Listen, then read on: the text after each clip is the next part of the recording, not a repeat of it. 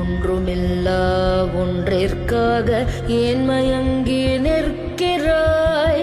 ஒன்று என்று அறிந்த பின்னும் ஏன் ஓடி அலைகிறாய்?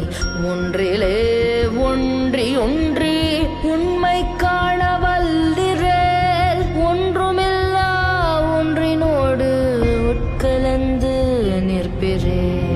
முதலும் முடிவும் இல்லாத இந்த வெட்டவெளி ஒன்றுமில்லாத தன்மையை கொண்டது, இயக்கமற்ற நிலையை கொண்டது. இதில் இருக்கும் கோள்கள், உலகங்கள், அதில் வாழும் உயிர்களின் உடல்கள் தற்காலிகமாக இயங்கக்கூடியது. எல்லாம் ஒரு நாள் ஒன்றுமில்லாமல் போகும். எனவே அழியக்கூடிய மண், பொருள், பாலினம் இவைகளை பார்த்து ஏன் மயங்கி ஆசை கொள்கிறீர்கள்? எல்லாமே ஒன்றுதான். அது ஒன்றுமில்லாத தன்மையாக இருக்கக்கூடிய இறைவன்தான். இந்த உண்மை தெரிந்த பிறகும் கூட ஏன் அழியக்கூடிய பொருள்களை நோக்கி ஓடி அலைகிறீர்கள்?